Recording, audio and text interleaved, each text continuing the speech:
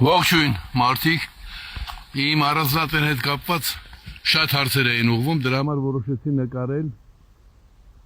Ի վերջո, սա պատկանում է 7 ընտանիքի մեր Գերդաստանից,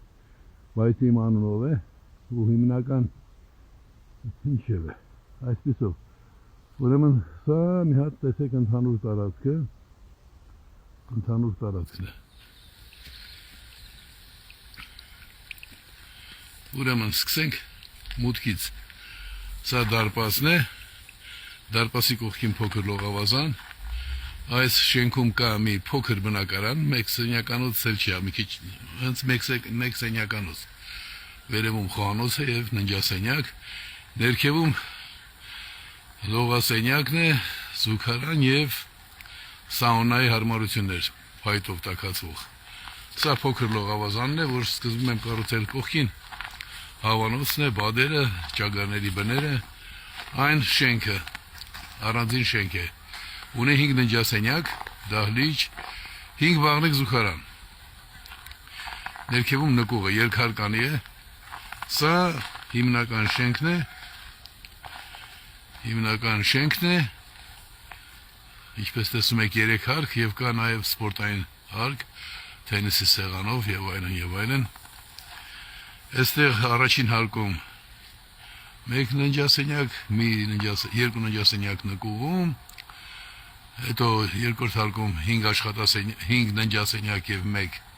մեծ աշխատասենյակն է, իմ աշխատասենյակը, արխիվային նյութերով, վերևում առանձին բնակարան է երրորդ հարկում։ Ինչպես տեսնում եք, երկու հարկերն էլ ունեն արևային ջրատաքացուցիչներ։ Ուրեմն սա պահեստ է, նա նույնպես պահեստ է, այս փոքրը, իսկ կողքինը երկու բնակարաններ են, մոտավորապես փոքր բնակարաններ են, երկու սենյականոց, փոքր, երկրորդ հարկում 3 սենյակ է փոքր ասած, ինչև է, ներքևում ամառային բաղնիքն է, տաղավարից հետո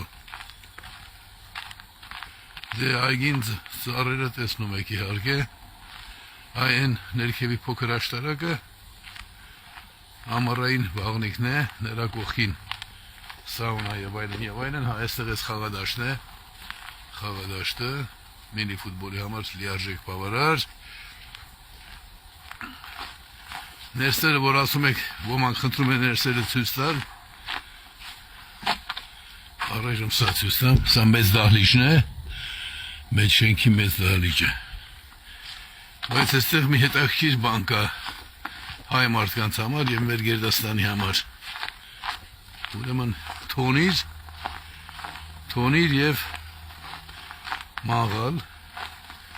կայուն տեղադրված, և այս լողավազանը, մեծ լողավազանը, որը ամռան 2 ամիսների եմ միայն լսնում, մի անգամից բնություններ ցույց տամ, մի փոքր, առայժմ այսքանով բավարարվեք, մնացածներ ովքեր որ իսկապես կամենում են արագ հարստանալ,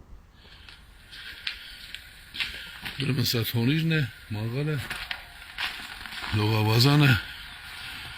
այս բոլոր տներ ունեն պատշգամբներ, հենց ձորին նայող պատշգամբներ, այսպես գառնուկներն է պահում, Գառնուկներ, ուլիկներ, վերջի մասում նույնպես հարմարություն կա խոս պահելու համար, այդ բոլորն անում էի, որպեսզի իմ հարազատները մաքուր սննդամթեր ստանան։ Եվ երկու խոսքեր այն բանի մասին։ Ուրեմն 1200 մետր է տարածք համարվողը, այսինքն բնակելի տարածք համարվողը, բնակելի տարածքի համարում նաև այս լողավազանը։ Ես գրել եմ 1000 որ ուղղակի պակասեցրել եմ և ընդհանուր տարածքն 2300 քառակուսի մետր է այգու տարածքը։ Գինն էին հարցնում, գինն էլ գաղտնիք չի, բազմապատկում եք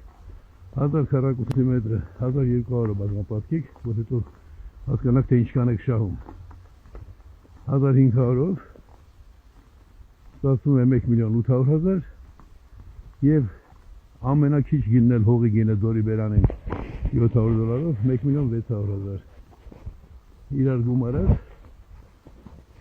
անում է 3,400,000 ես դա շուկայական գինն է